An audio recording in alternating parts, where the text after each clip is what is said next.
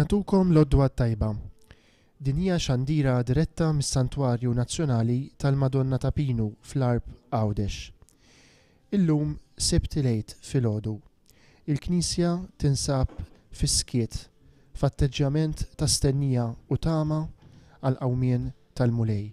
Il-lejla l-ikbar u l-isbaħ ċelebrazzjoni tas-sena, dik tal-Vġieli Qaddisa tal-Għid. Imma dalgħodu minn dan is-santwarju għażiż ta' Omna Marija niċċelebraw ċelebrazzjoni tassew sabiħa u sinifikattiva illi it-test għalija fil-parti kbira tiegħu huwa misluf mill-liturġija tal-Knisja tal-Lvant. Is-sija tal-Om. Ninaqdu ma' Omna Marija għal din is-sija illi ġejja sabiex flimkien magħha bl-għajnuna tat-talb illi se nitolbu flimkien u tal-innijiet sbieħ animati wkoll mill-Iskola Cantorum Jubilate, nidħlu f'dan l-atteġġjament ta' stennija ma' Marija għal qawmien ta' Bina Ġesu. Insellmu lil dawk li qed jingħaqdu magħna permezz tat-televiżjoni, tar-radjijiet u tal-mezzi tal-komunikazzjoni soċjali. Li kienu fid-dinja ħabbhom sal-aħħar billi joffra lilu nnifsu għalihom u għall-bnedmin tad-dinja kollha bħala vittma fuq l-artal tas-salib. Ħdejh kienet Marija taqsam miegħu fid-dbatija u fl-offerta tagħha. Sibt il-Għid huwa s-sija tal-Om, sija li fija il-mara bint Sion, l-arusa u l-Om tal-Knisja, għexet l-akbar prova tal-fidi u tar-rabta tagħha ma' Alla. Marija tinsab għaddejja minn tentazzjoni tad-dubju, imma hija tibqa' wieqfa u tirreżisti b'mod erojku, imqabbda mal-kalmiet ta' Bina u mal-fedeltà tal-Missier li jista' kollox. Hija ssir għalina Om fil-fidi. Emnet meta ma setgħetx tara u tamat meta kulħadd għata qalbu. Qudiemna qed naraw ix-xbija ta' din l-Om dejn il-qabar ta' Bina. Xbija li fis-sempliċità tagħha tfissrilna dak li sejrin ngħixu flimkien f'din iċ-ċelebrazzjoni tas-sija tal-Om minn dan is-santwarju għażiż għalina tal-Madonna ta' Pinu. Art is-sema, hekk isejħilha l-Orjent lill-Verġini Marija. Art li tilqa' ġewwa fija is-sema. Marija hija l-mara li temmen dak kollu li ntqal lilha. U għax temmen tilqa' fija u meta tilqa' tgħadi. Art miftuħa saba l-Anġlu Gabriel dakinhar f'Nażaret meta daħal għandha biex iwassli l-aħbar li hija l-maħbuba ta' Alla, dik li fuqha Alla xeħed ħarstu u għalhekk mimlija bil-grazzja. U hi arkubtejja laqet il-kelma b'qalb miftuħa biex fija ssir bniedem moti mill-għoli lill-bnedmin. Għal darb'oħra qed narawha arkubtejja f'din ix-xbija ta' Sibt il-Għid. Mimlija fidi f'dik il-kelma li tagħti l-ħajja b'qalb miftuħa biex tilqa' dak kollu li hu mitlub minnha u bidejn miftuħa biex tagħti lil dak li huwa hija l-aktar għażiż, il-waħdini iben tagħha. U din il-blata li tagħlaq il-qabar, din il-mara ta' fidi ma tiqafx fid-dubju tagħha. Hija taf tajjeb li dak li kien zera' il-ħajja fid-dalma tal-ġuf verġinali tagħha kapaċi joħroġ mill-ġdid il-ħajja mid-dlam tal-art. Hemm fejn kienet waqgħet il-ħabba tal-qamħ biex tmut u tagħti ħafna frott. F'dan il-jum il-Knisja tpoġġi fuq fom Marija din it-talba. Qamħa mitfuna fil-qjan tal-art nibbet u għamel ħafna frott u qajjem mill-mewt lil uliedek. Il-ħajja tingħata meta tmut, bħalma l-fwieħa tfewwa meta l-bażett li ġorra jinkiser, u n-nar prezzjuż jimla d-dar kollha bil-fwieħa tiegħu.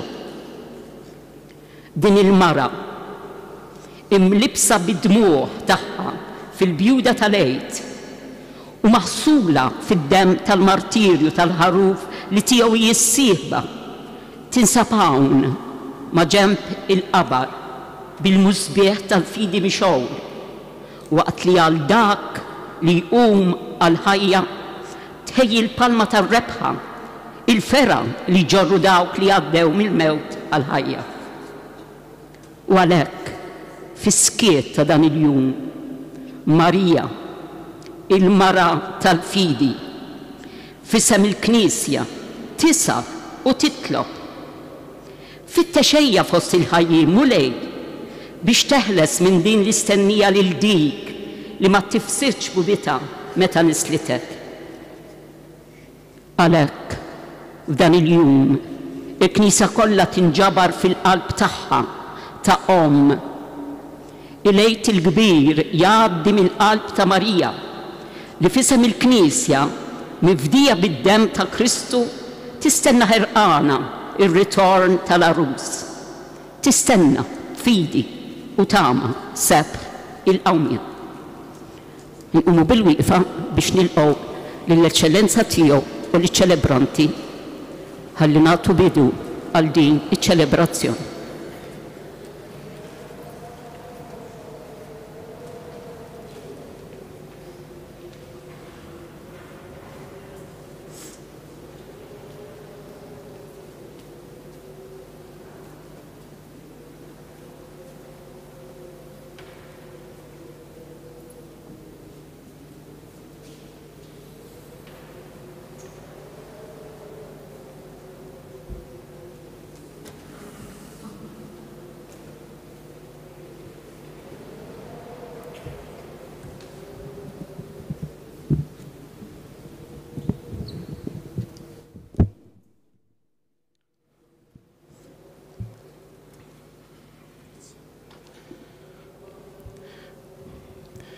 Ikun imbirek Alla missier Sidna Ġesu u feddej tagħna. Amen. Fi ħnientu mill-ġdejt ġejna mnisla b'tama sħiħa fil-qawmien mill-mewt ta' Sidna Ġesu Kristu. Lilu tifħejru glorja għal dejjem ta' dejjem. Amen. Il-jum tas-Sibt huwa jum ta' misrieħ għal Kristu, huwa s-sija tal-Omm li tiġbor fija nfisha il-Knisja kollha li qed issofri u tittama, titlob u tħobb l-uniku dawl fid-dlam tad-dinja.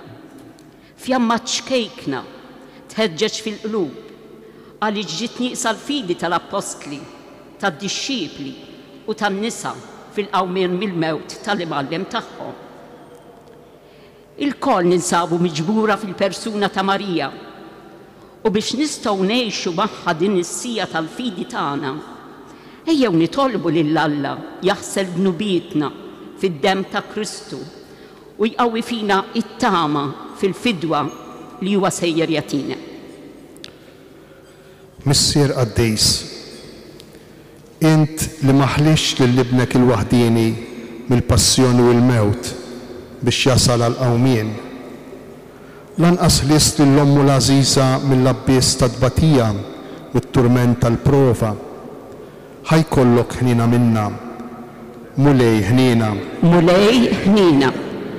Kristu imqiegħed ġo qabar u li nżilt fil-qiegħan tal-art u ħallejt lill-ommok bl-akbar tentazzjoni tagħha. Imma li ħassejt il-fidi u l-imħabba tagħha jimxu miegħek lil hemm il-qabar biex jgħidu minn qabel il-qawmien, ħajkollok ħnina minna, Kristu ħnina. Kristu ħnina. Spirtu tal-missier u tal-iben, imħabba li bħal nar sajret il-vittma fuq l-artal tas-salib, li bdejt titqala twila u tadbatija tal-Verġni Marija biex issir l-umanità mifdija. Li sejjaħ tal-ħajja bla tmiem lill-ibnek mitfun, ikollok ħnina minna, mulej ħnina. Mulej ħnina. Nitolbu. U Alla, erf u tiba bla tarf, li tant tħobb lill-bnedmin li tridhom jissieħbu ma' Kristu fil-pjan tiegħek ta' salvazzjoni. Għamel li ngħixu mill-ġdid ma' Marija, il-qawwa tal-fidi li għamlitna wliedek fil-mamudija u magħha nistennew bil-ħerqa sebħ il-qawmien bi Kristu Sidna. Amen.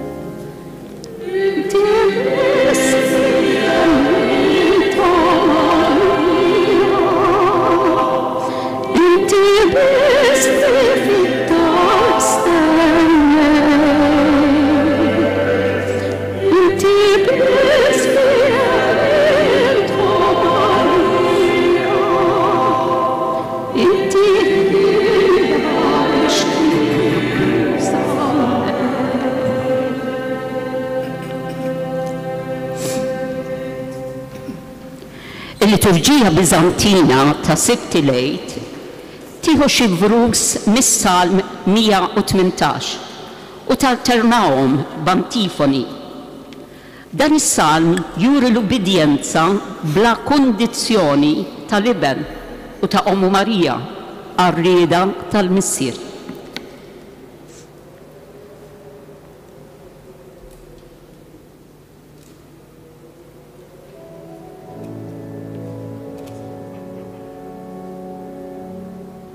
Ħenjin dawk li triatom laħtija li jimxu fil-liġi tal-mulej. Ħenjin dawk li ħarsu l-preċetti tiegħu u li jfittxu b'qalbhom kollha.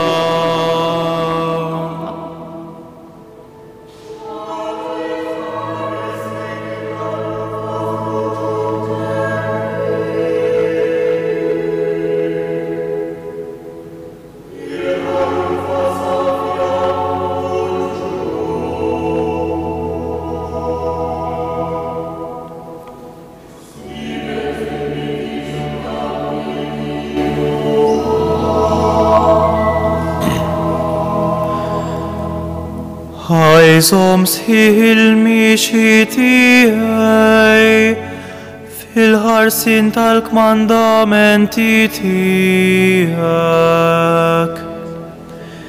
Imbagħad ma jkollix għax nisħi la naħseb fuq il-kmandamenti tiegħek kollha.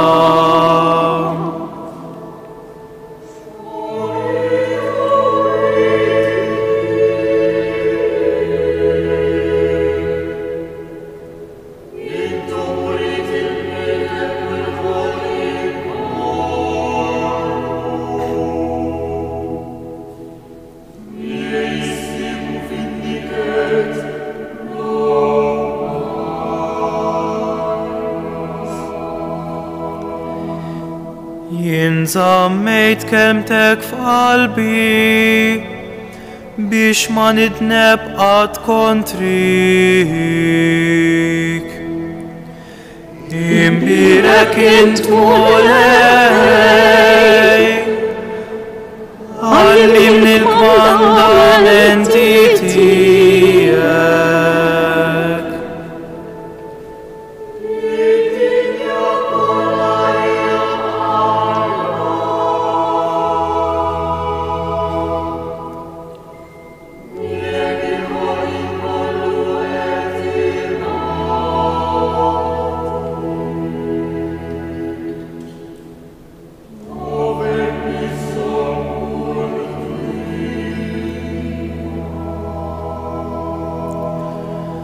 Fuq il-preċetti tiegħek irrid naħseb u nżomm għajnejja fuq triqatek. Bil-kmandamenti tiegħek irrid nitgħaxxa qatt ma ninsa l-kelma tiegħek.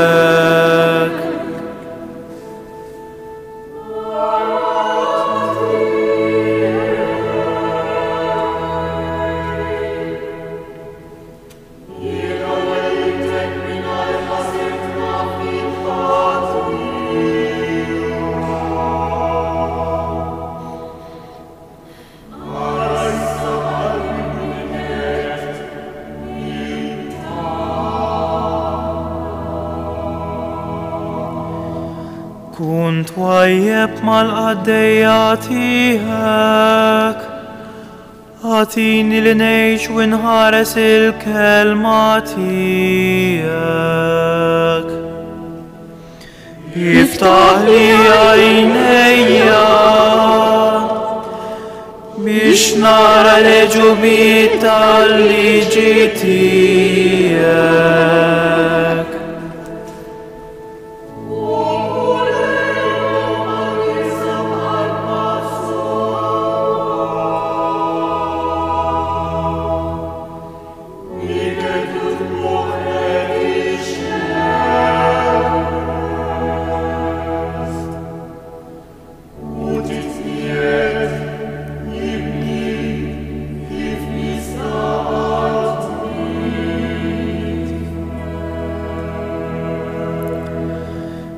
Imqarjek il-gbarat jodu jassu fuqi, fuq il-kmandamenti tijek jibqa jaħseb il-qaddej tijek.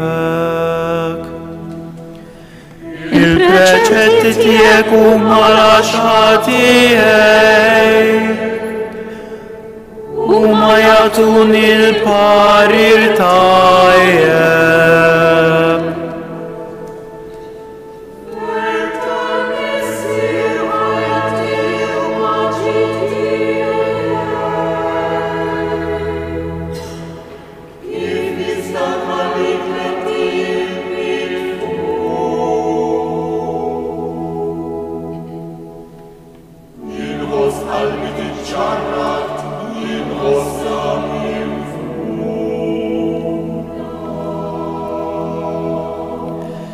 Femni triqat tal-preċetti tijak biex naħseb fuq leġubietek.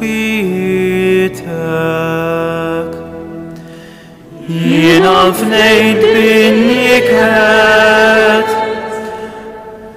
irfani jien skont kelmtek.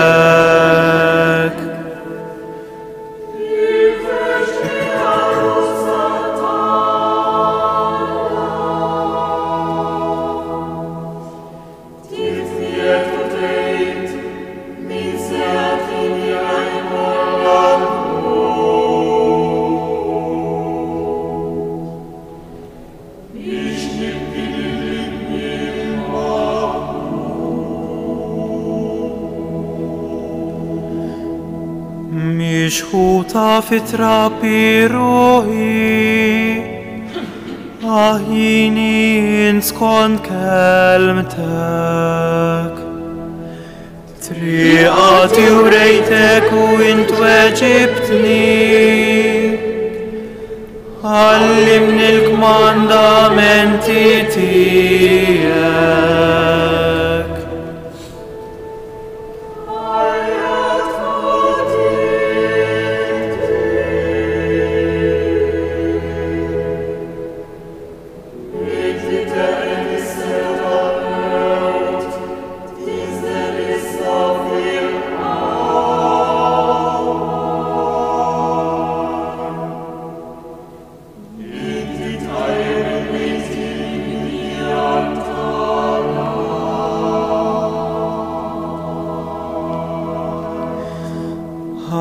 Tinżel fuq it-tjubitek mulej, u s-salvazzjoni tijek il-weda tijek. Imbagħad nagħti tweġiba lil min jgħajjarni, għax jien nafda fil-kelma tijek.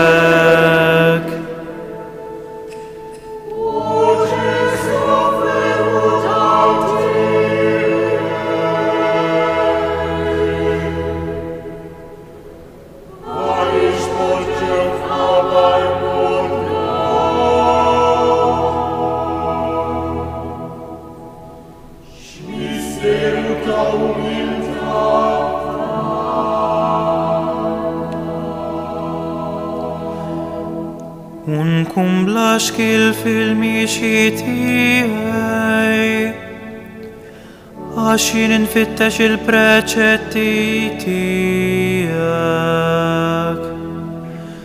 U nitkellem fuq il-preċetti tijak, qudiem islaten umanisti.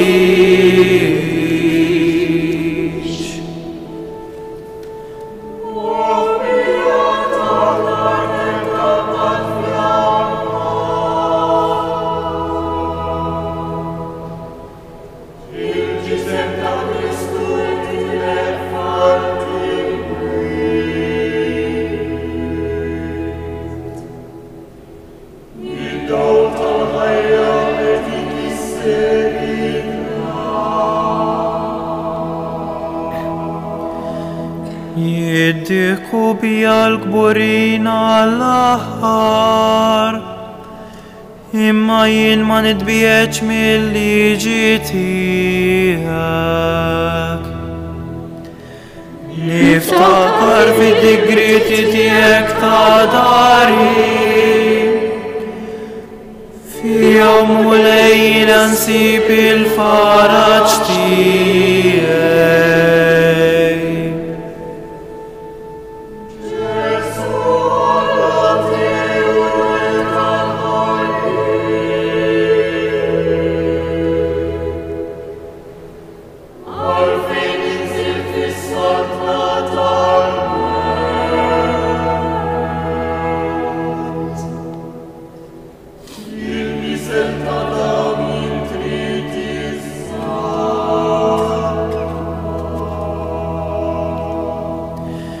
Bil-lejl ismek niftakar mulej, u nħares il-liġi tiegħek.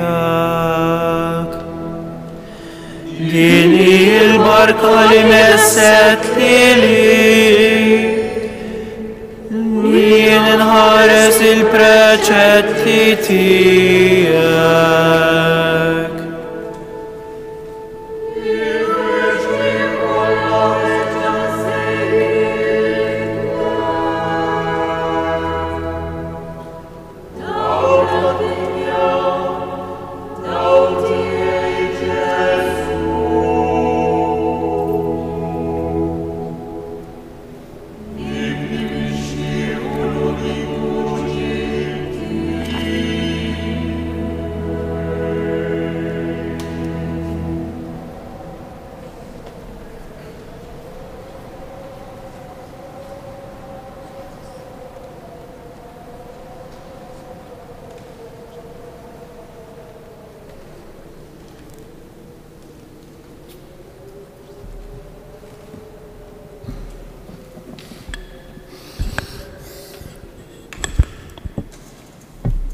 Qarem il-ktib tal-Ġenesi. Wara dawn il-ġrajja, Alla rid iġarrab lil Abraham u qallu: Abraham. U Abraham wieġbu: hawn jien. U qallu: aqbad lil ibnek il-waħdieni li inti tħobb lil Iżak u mur lejn l-art ta' Morija u hemm offrih b'sagrifiċċju tal-ħruq fuq waħda mill-għoljiet li jien se ngħidlek. U Abraham bakkar mas-sebħ, xett il-ħmar tiegħu, ħadd tnej mill-qaddejja tiegħu u lil Iżak, qata l-ħatab għas-sagrifiċċju tal-ħruq u qam u telaq lejn il-post li qallu bih Alla. Fit-tielet jum Abraham refa' għajnejh u lemaħ il-post mill-bogħod. U Abraham qal lill-qaddejja tiegħu: oqgħodu hawn bil-ħmar u jien u żagħżugħ immorru sa hemm u nagħtu qima u nerġgħu lura ħdejkom. U Abraham qabad il-ħatab għas-sagrifiċċju, qabbih fuq Iżak ibnu, ħaf idejh in-nar u s-sikkina u telqu t-tnejn flimkien. U waslu fil-post li kien semmielu Alla. U hemm Abraham bena artal u ferex il-ħatab fuqu.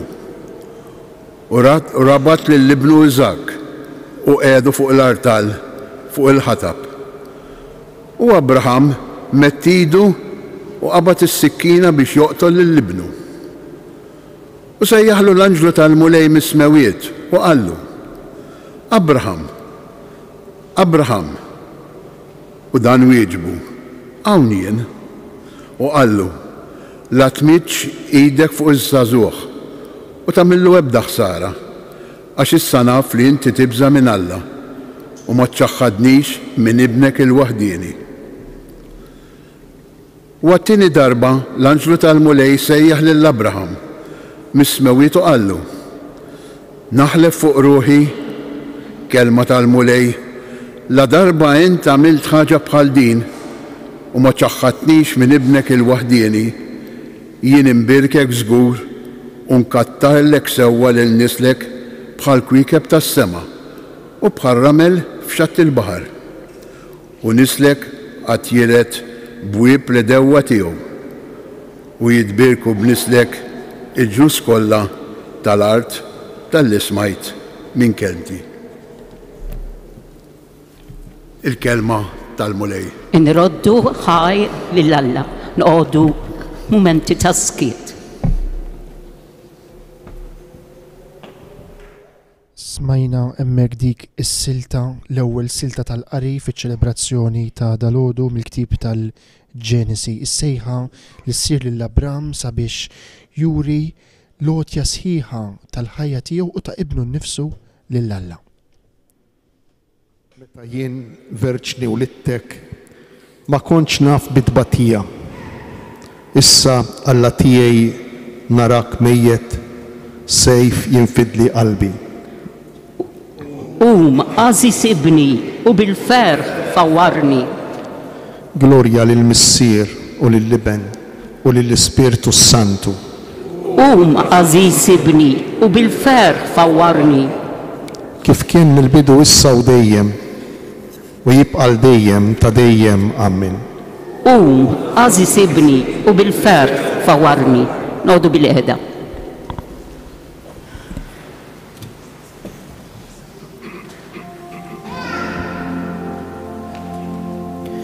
Idejk għamluni u sawruni, femni u għallimni l-kmandamenti tijak. Jaranini u jifraħ min għandu l-biza tijak.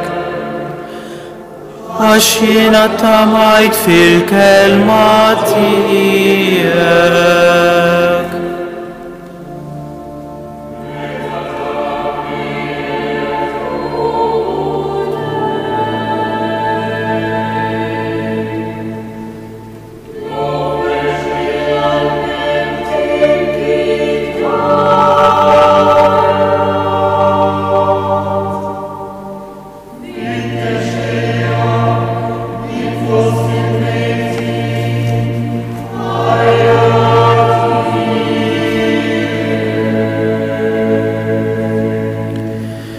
Tiġi fuq it-tjubitek biex ikolli l-ħajja, għax il-liġi tijek il-laxħatijaj. Jistħu l-gburin li bil-ħer jaħruni, imma jinnaseb fil-preċetti tijek.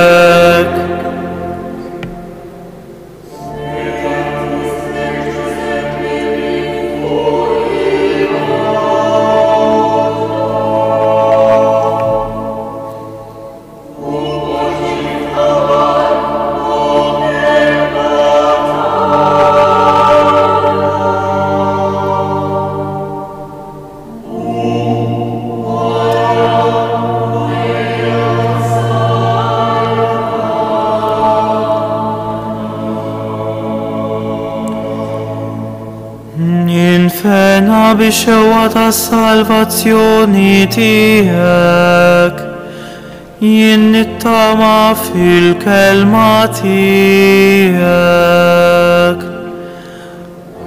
Ejjew għajnejja jistennew il-weda tiegħek, u jien nistaqsi meta se tfarraġni.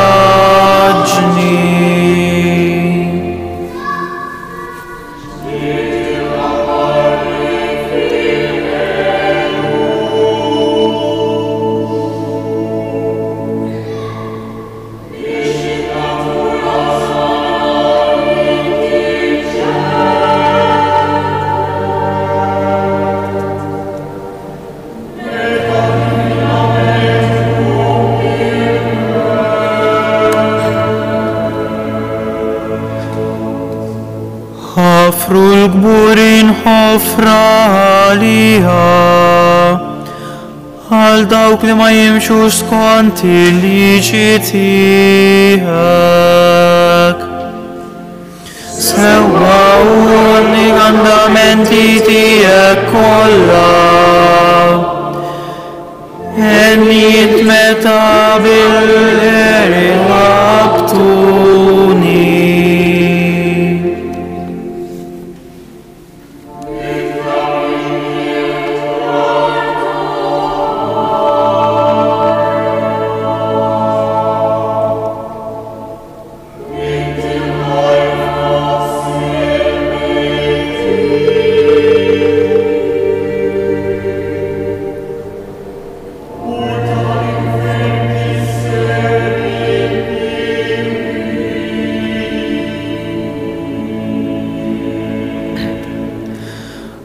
Ftit ma irdunix minn din l-art, imma jien ma ħallejtx il-preċetti tiegħek. Ftit tiba tiegħek għatini l-ħajja, u jiena nħares il-preċetti ta' fomok.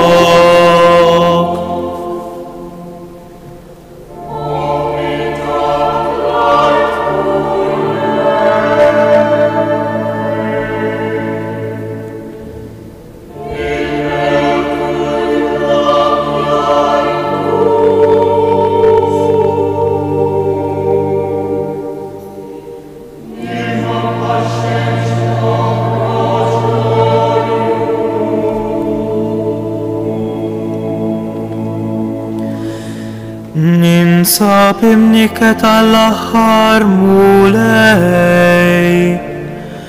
għatin il-ħajja skont il-kelma tijek. Il-għamulej li ma ta' fommi, u għallimni d-digriti tijek.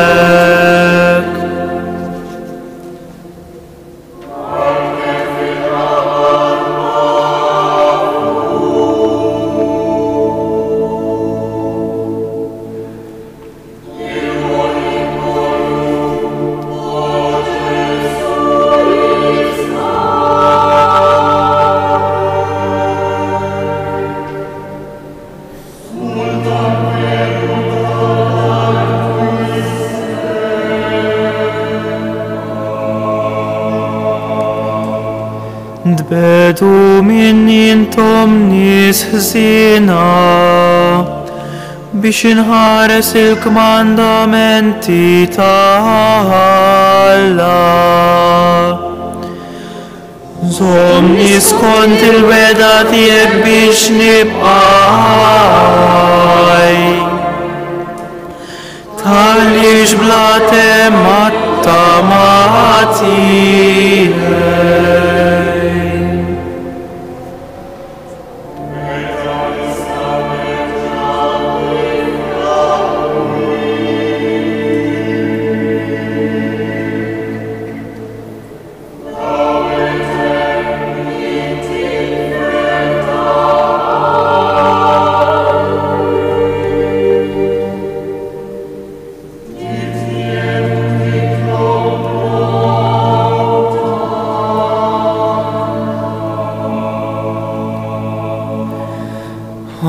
Jiddi wiċċek fuq il-qaddej tiegħek, għallimni l-kmandamenti tiegħek. Idmu qalbi tiġelbem minn għajnejja, għax ma jħarsux il-bnedmin il-liġi tiegħek.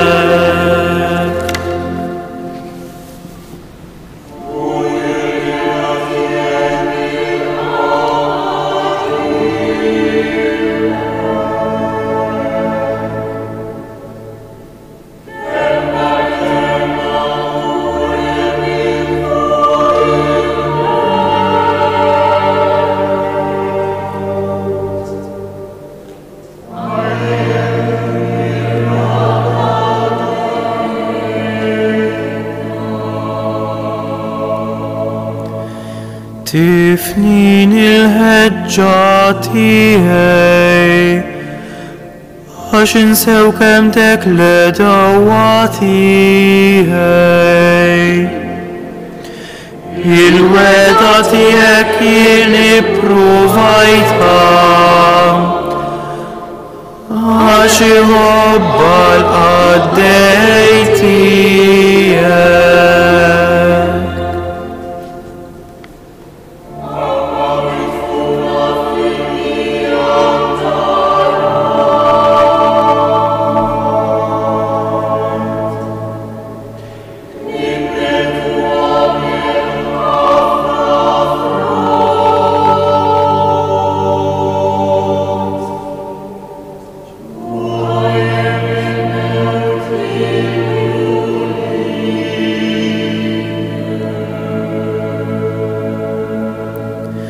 Qalbi kollha ħanajatlek weġibni mulej. Irrid inħares il-kmandamenti tiegħek. Lilek insejjaħ salvament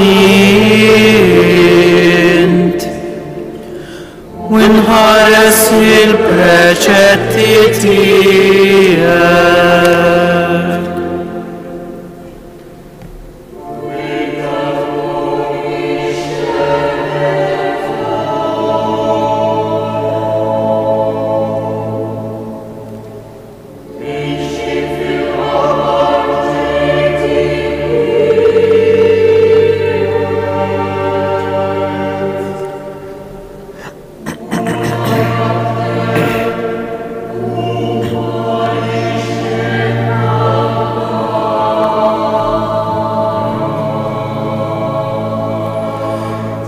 Slim bil-kotra l-minħob il-liġi tiegħek, ma hemm ebda tfixkil għalihom.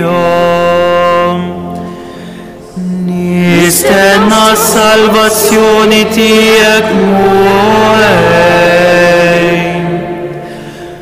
u nħares il-kmandamenti tiegħek.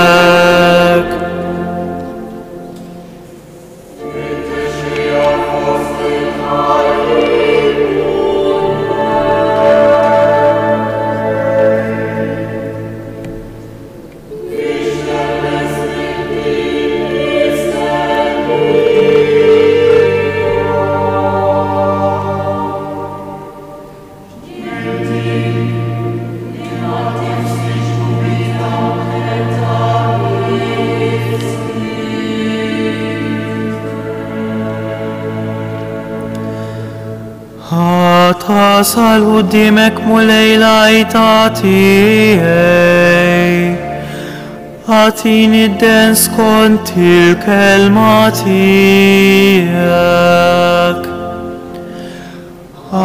Jasal qudiemek it-ħannin tiegħi, eħlisni skont il-weda tiegħek.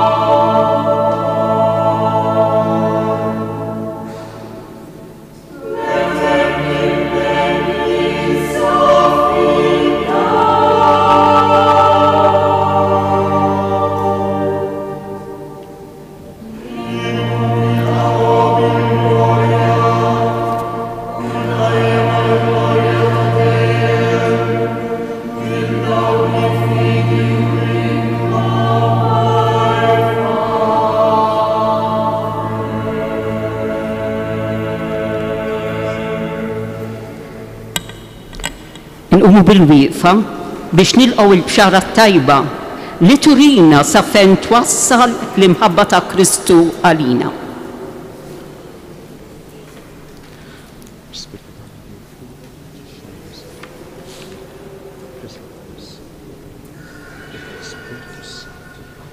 Se nisimgħu silta mill-Vanġelu skont San Matteo kapitlu 27 parti mir-rakkont tal-passjoni illi juri propju l-moment tat-tislib. Il-mulej ma'kom. Miegħek ukoll. Qari mill-Evanġelju skont San Mattew. Mis-sitt sija l-qudiem waqgħet dalma kbira fuq il-pajjiż kollu sad-disa sija. U madwar id-disa sija Ġesu għajjad bleħen qawwi u qal: Eli, Eli, lema sabaqtani, jiġifieri, Alla tiegħi, għaliex tlaqtni. U minnu fih wieħed minnhom mar jiġri qabad sponża mimlija bil-ħal, waħħala f'tarf ta' qasba u taħ jixrob waqt li l-oħrajn qalu: Stenna ħanaraw jiġi Elija jsalvah. Imma Ġesu reġa' għajjad għajta kbira u rad ruħu. U wara, il-portiera tas-santwarju iċċartet fit-tnejn minn fuq s'isfel, l-art teżżet, il-blat inqasam u l-oqbra nfetħu u qamu ħafna ġsma ta' qaddisin li kienu mietu. Wara li qamu ħarġu mill-oqbra u wara l-qawmin tiegħu daħlu fil-belt imqazza u deru lil bosta nies.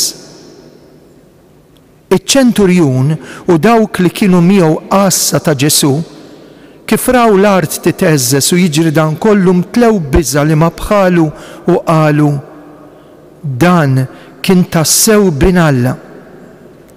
Hemmhekk kien hemm ħafna nisa jħarsu mill-bogħod, dawk stess li kienu mxew wara Ġesu biex jaqduh sa minn meta kien għadu fil-Galilija. Fosthom kien hemm Marija ta' Magdala, Marija om Ġagbu u Ġuseppi u om Ulied Zebedew. X'ħin sar fil-għaxija, ġie raġelani minn Arimatija jismu Ġuseppi, li wkoll kien sar dixxiplu ta' Ġesu. Mar għand Pilatu talbu l-ġisem ta' Ġesu. Imbagħad Pilatu ordna li jingħatalu. Ġuseppi ħaj l-ġisem kefnu fl-iżgħar nadif, qiegħdu fil-qabar ġdid tiegħu li kien ħaffer fil-blat. Gerbeb ġebla kbira fid-daħla tal-qabar u telaq. Iżda Marija ta' Magdala u Marija l-oħra baqgħu hemm bil-qiegħda bis-swit il-qabar.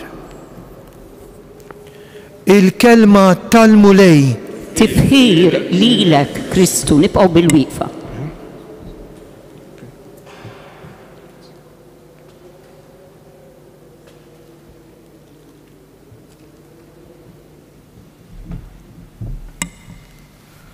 Ġuseppi talab il-ġisem ta' Ġesu u poġġieħ f'qabar ġdejt.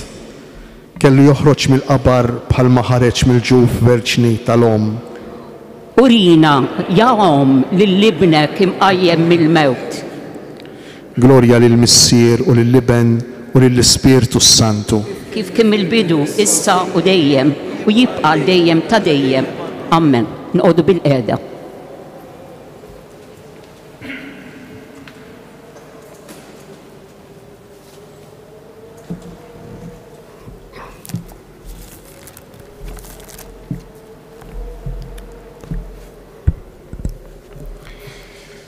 Qari mid-diskorsi ta' Gregorju ta' Nikomedja Isqof.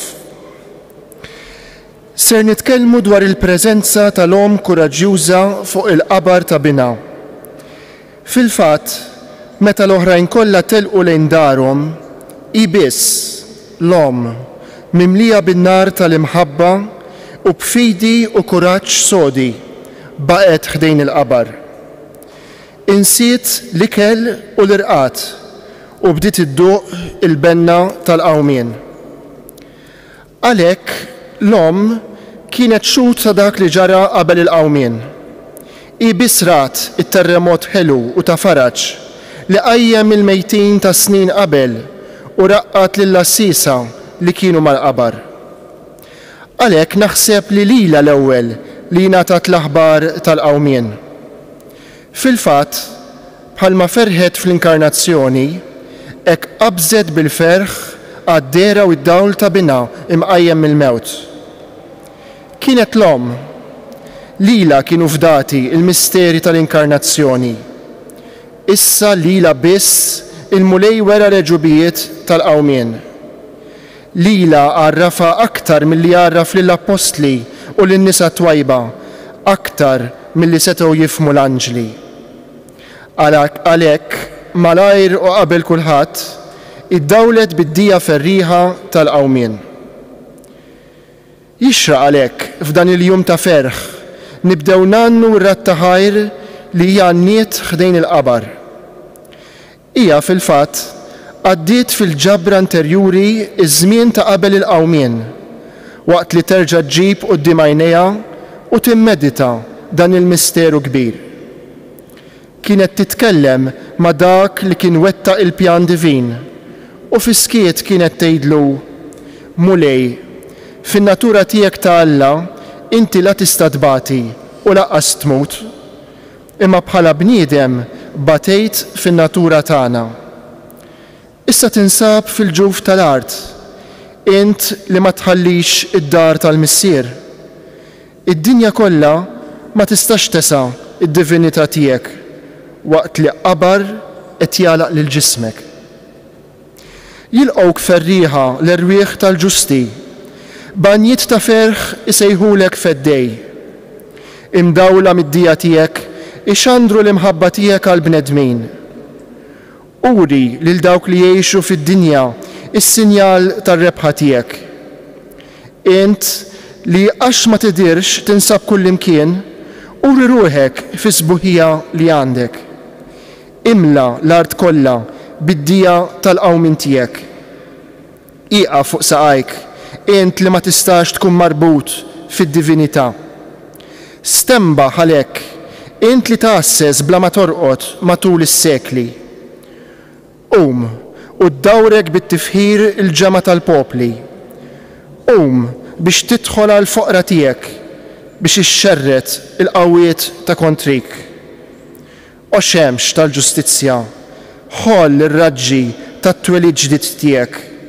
Ħajidru quddiem id-dinja id-dwal tar-rebħa tiegħek, ħatkun magħrufa minn kulħadd il-fidwa tiegħek. Ħajaraw il-foqra u jifirħu. M'hemmx li jien ukoll nara l-wiċċ li tant nixtieq tal-mulej. M'hemmx li jien ukoll nikkontempla iż-sbuħija tal-għaġeb tal-iben divin. M'hemmx li nara tqum il-glorja ta' Alla. M'hemmx li nisma' mill-ġdid il-leħen tiegħu isemma kliem ħelu u mimli grazzja. Bħalma fit-twelidek tajt l-ewwel lil ommok il-ferħ, hekk kidher lilha l-ewwel biex tħabbrilha il-ferħ tal-qawmien. Idrilha int li dejjem tibqa' magħna biex ma tħallihiex tintrebaħ. Waqt li l-verġni esperta ta' Alla kienet qed tkanta u titlob b'dan il-kliem, liben urija id-dija tal-qawmien. U peress li huwa dmir tweġġaħ lil ommok, huwa onora billi l-ewwel der lila. Kien jixraq fil-fatt li tkun l-ewwel li tilqa' l-ferħ tad-dinja dik li lilna ġabitilna il-milja tal-ferħ. Ili lila ġew fdati il-misteri tas-sema, ili fil-passjoni ta' Kristu nifdula qalba bosta sjuf. Kien jixraq li bħalma kellha sem fid-dbatijiet tal-iben idduq minn qabel il-ferħ tas-sema. O Marija, illi kont l-ewwel waħda li rajtu u xandartu, imla lil qalbna bid-dija ta' Kristu, dawl l-aktar ħelu tagħna.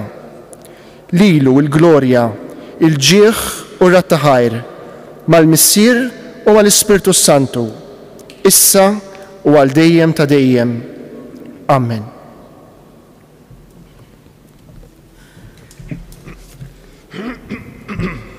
Sa ħajkonna omelija mill-eċċellenza tiegħu l-Isqof Anton. Ir-riħi ven li qegħdin nisimgħu huwa akkompanjament l-aktar adattat għal dak li qegħdin niċċelebraw dalgħodu. Hekk bħalli kieku anki n-natura qiegħda tnewwaħ, qiegħda tokrob u tibki fuq il-qabar li jissawwa motti s-siġillat bil-blata. U f'dan il-qabar naraw id-diffikultajiet kollha tagħna, il-problemi kollha tagħna. kultant is-siġillati bil-blat tal-qtuħ ta' qalb. Ma narawx li lien mid-batija u mid-diffikultà li nkunu għaddejjin minnha. Tista' tkun diffikultà ta' mart, diffikultà ta' problemi f'relazzjonijiet, problemi u diffikultajiet oħra. Kulħadd għandu l-lista tiegħu xi semmi. U llum verament il-portiera tat-tempju tqattet inqasmet minn fuq s'isfel kif smajna fil-Vanġelu. U magħna u aħna miegħu anki Ġesu jgħajja Alla tiegħi għaliex tlaqtni. Din il-portiera tat-tempju mhux biss tqattet għax Alla wera minnu f'Ġesu fuq is-salib. Imma tqattet ukoll għaliex Alla daħal fl-esperjenza tagħna b'mod sħiħ. Anke fl-esperjenza tal-vojt, ta' skiet, ta' dlam, tal-qtuħ ta' qalb. U nixtieq li dal-għodu hekk u nikkonkludi b'dan l-invejt.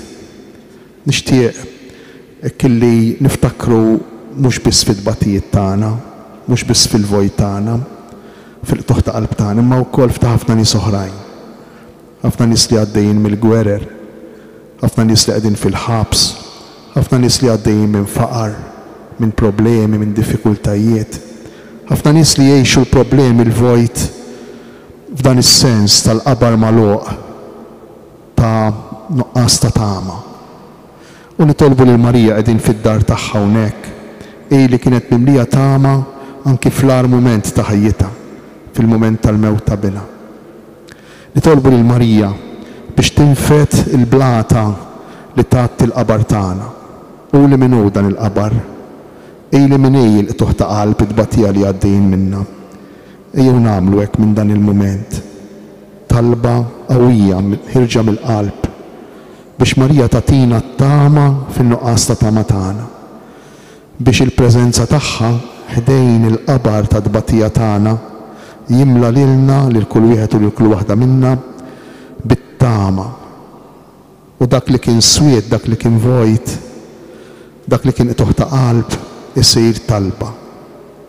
Talba ħirġa mill-qalb, talba ħirġa mill-weġa tagħna, talba ħirġa mid-batija tagħna. U dan il-vojt, dan il-qabar, din id-batija ma jkun xajr u ġieħ tal-ħlas.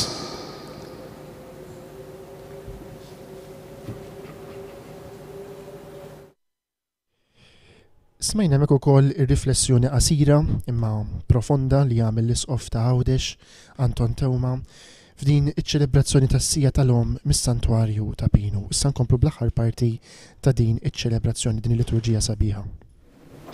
O għajben tal-Verġni Marija u ħalliq tad-dinja, il-passjoni tiegħek hija erf mill-aktar profond. In dak li kont minn dejjem u dak li sirt fi żmien, in biex issalva l-bniedem għażilt li tiġi u bil-libertà kollha aċċettajt li tieħu passjoni l-aktar kifra. Int li bħal ħaruf erfajt il-ħtijiet tagħna u fid-dej, int li bil-mewt tiegħek ridt ħtijietna u salvajt lil kulħadd. Int li tbati bħala bniedem imma bħala Alla ma tistax tbati. Int li tajt lil qaddisa il-kuraġġ li tajjatlek u jben tiegħi u Alla tiegħi. Issa tersa il-familja li f'dan il-lejl qaddis it-tarbija tagħha sa tirċievi il-magħmudija, sa titwielet fi Kristu.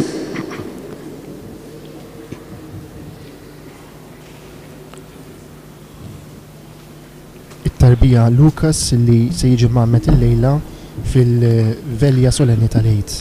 Propju il-jum l-aktar xira għal magħmudija, iċ-ċelebrazzjoni l-aktar xira. Nawgurawlkom ħafna, mhux biss għax għandkom tarbija ġdida imma wkoll għaliex din it-tarbija se ssir wilt iben bint Alla.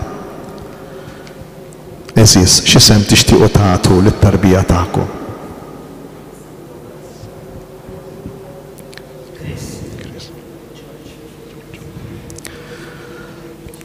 Lucas Chris George. X'qegħdin titolbu mill-Knisja ta' Alla għal Lucas Chris George?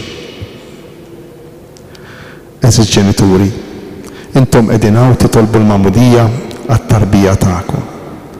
Għalhekk għandkom tkunu tafu sewwa bit-tmejjir li bih sejrin titabbew, jiġifieri li trabbu lil dan binkom fil-fidi mqazza biex iħares il-mandamenti tal-Alla u jħobb lill-mulej u l-proxmu tiegħu kif għallimna Kristu.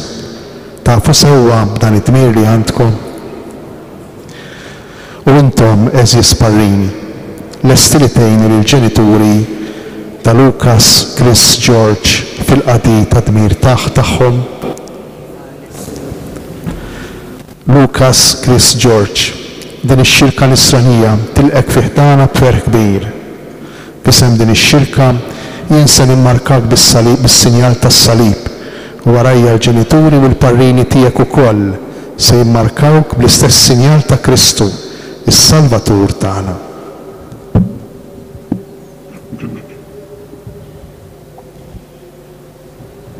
L-isqof Anton Tewma li jimmarka bis-sinjal tas-salib il-ġbin tat-tarbija li llejla ser tiġi magħmda. Kif nafu l-ewwel parti tar-rit tal-magħmudija speċifikat mill-istess ritwal ta' dan is-sagrament tista' ssir qabel iċ-ċelebrazzjoni propja sabiex ukoll joħroġ aktar is-sinifikat speċjali ta' dawn il-ġesti li jagħmlu parti mis-sagrament tal-inizjazzjoni tal-ħajja nisranija. It-tarbija Lukas li llejla se tiġi magħmda, se jiġi magħmed waqt il-ċelebrazzjoni ta' Sibt Lejt, waqt il-fġili solenni tal-lejl qaddis tas-Sara tal-Qawmien f'dan is-santwarju ta' Pinu. Il-ġenituri George Lewis u Angel akkumpanjati wkoll mill-parrini illi taw ukoll l-ismijiet min-naħa tagħhom lil din it-tarbija u jakkumpanjaw kemm lila hija tikber fil-ħajja nisranija u anki lill-ġenituri tagħha bl-għajnuna bil-pariri siwija bis-sosten. Il-mixja tal-komunità kollha li tissapportja f'ċertu sens lill-familja sabiex trabbi lill-ulieda fil-fidi nisranija. Il-lejla huwa l-lejl qaddis fejn il-katekumeni ġi dawk li qed jitħejjew għas-sagrament tal-magħmudija jersqu fil-fonti sabiex jiġu magħmda ma' Kristu. Ma' Kristu imutu, jinżlu fil-qabar u jieħdu ħajja ġdida fil-qawmien. Mulej Alla li tista' kollox li bat lill-liben il-waħdini tiegħek biex jeħles lil bniedem mill-jasar ta' dnub u jagħtih il-ħelsien tal-ulied adottivi tiegħek bl-umiltà kollha nitolbuk għal din it-tarbija. Inti taf kemm tiġġarrab mill-ġibdiet ta' din id-dinja u kemm kollha titqabad kontra l-qerq tax-xitan. Bil-qawwa tal-passjoni u l-qawmin ta' ibnek eħlisa mis-seta ta' tlamijiet, saħħaħa bil-qawwa ta' Kristu u ħarisa dejjem tul ħajjita kollha. Bi Kristu sidna. Amen.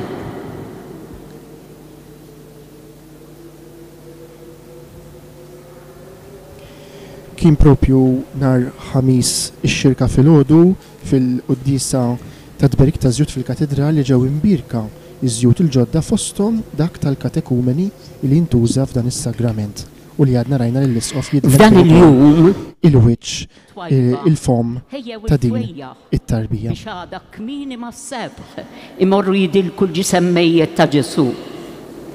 Nafu li meta kmini l-ħadd fil-għodu marru ħdejn il-qabar li l-Ġesu ma sabuħx għalix kien rebbieħ mill-mewt. Ekku kol tagħmel il-Knisja minn issa l-qoddim. Issa x'inisa jersu qoddim iċ-ċelebrant u minn għandu jirċievu l-mandat biex jibdew jidilku bil-fwejja is-simboli ta' Kristu f'dan is-santwarju li huma is-sedja, l-ambone, l-altar u l-fonti tal-magħmudija. Eżis uliedi, din iċ-ċelebrazzjoni ta' talb li l-iskop tagħha huwa li ninaqdu ma' Umna Marija fl-istennija tal-qawmien mill-mewt ta' Kristu Sidna tqawwina fil-fidi tagħna u tgħinna nisru. Hija ċelebrazzjoni li mhix ser tispiċċa issa imma ser tkompli fis-servizz tagħkom f'dan is-santwarju. Idilku bil-frejjaħ is-sedja, l-ambone, l-altar u l-fonti tal-magħmudija li huma simboli qaddisa tal-ġisem ta' Kristu. ħajibda jitlibbes bil-isbaħ il-bies tal-festa dan it-tempju qaddejs biex il-lejla ikun jista' jilqa' b'mod xieraq il-miġja ta' Kristu irxoxt l-arus tal-Knisja. Ħajħejji ruħu dan il-poplu qaddejs ta' Alla bis-sawm tal-istennija biex f'dan il-lejl qaddejs jiċċelebra l-ikla tal-ħaruf bla teba l-Ewkaristija imqazza. Amen. Amen. Il-fidi tal-verġni iddawwar il-ħajja tagħna, il-ħarsin tagħha ta' Om isieħeb il-mixja tagħna biex niltaqgħu ma' Kristu rxoxt. Amen. Fil-waqt li imorru lura lejn djarna, noħorġu fiskiet u flimkien ma' Omna Marija nozzu f'qalbna klembina waqt li perqa nistennew il-qawmien tiegħu. Il-ħeġġa tagħna l-Kristu l-arus li teħdilna nurruha bis-sawm tagħna sakemm nerġgħu niltaqgħu flimkien il-lejla biex nisru flimkien bis-sem sħiħ tagħna fil-velja tal-Għid il-Kbir. Infakru li il-velja tal-Għid il-Kbir hawnhekk fis-santwarju ta' Pinu u fil-knejjes kollha ta' Għawdex u ta' Malta hija l-aktar mument importanti tas-sena liturġika, il-mument li fih il-koll kemm aħna bħala insara aħna mistednin nipparteċipaw possibilment bil-preżenza sħiħa fiżika tagħna. Walekin ħeġġitkom sabiex tattendu fil-knejjes tagħna għal dan il-mument qawwi fejn nagħmlu l-esperjenza vera tal-qawmien tal-mulej mill-imwiet għall-imħabba u s-salvazzjoni tagħna. Fil-katedral ta' Għawdex l-Isqof Anton Tewma imexxi il-vġili solenni tal-Għid propju fit-8 ta' filgħaxija il-lejla, walekin ħeġġukom ukoll dawk illi tinsabu fi djarkom morda u anzjani u tixtiequ segwa biex tagħmlu dan permezz tal-mezzi tal-komunikazzjoni soċjali tagħna kif ukoll it-televiżjoni. Bħalissa kif qed taraw fuq l-iskreens tagħkom qed iseħħ dan il-ġest sabiħ l-Isqof birek u bat lil dawk li jaqdu fis-santwarju, speċjalment in-nisa li jgħinu fis-santwarju sabiex jieħdu ħsieb iħejju għaċ-ċelebrazzjoni tal-lejla il-postijiet prinċipali tal-liturġija, l-ambone, l-altar, is-sedja, u anki jidilku bil-fwejjaħ dawn il-postijiet li huma postijiet eżis u qaddisa. Intant il-Knisja f'dawn is-sigħat li ġejjin sakemm tibda il-velja tal-Għid tibqa' fiskiet kif rajtu din iċ-ċelebrazzjoni wkoll bdiet fiskiet u tagħlaq fiskiet għaliex it-tridu tal-Għid huwa ċelebrazzjoni waħda sħiħa illi fetaħ nhar ħames ix-xirka bil-quddiesa tal-tifkira tal-ikla tal-mulej u jagħlaq il-lejla bil-barka tal-aħħar il-barka solenni tal-Għid fi ftit tmiem iċ-ċelebrazzjoni tal-velja. U allura anke dan il-mument inkomplu ngħixuh fiskiet u il-ġabra mal-Knisja kollha f'atteġġament ta' stennija, ta' sawm, possibilment mhux biss il-jum tal-ġimgħa kbira, l-jum tas-sawm imma anke dak ta' Sibt il-Għid inkwantu sawm ta' stennija għal ferħ tal-qawmien. U għalhekk aħna wkoll inħallukom dan l-ispirtu nittamaw li s-sigħat li ġejjin ikunu għalikom ukoll sigħat imfawra bit-tama. Il-mulej Ġesu, il-weda tiegħu iżomma dejjem u li miet għalina fuq is-salib huwa wkoll l-irxoxt dak li fl-aħħar mill-aħħar iqum sabiex jagħti ħajja ġdida lid-dinja kollha.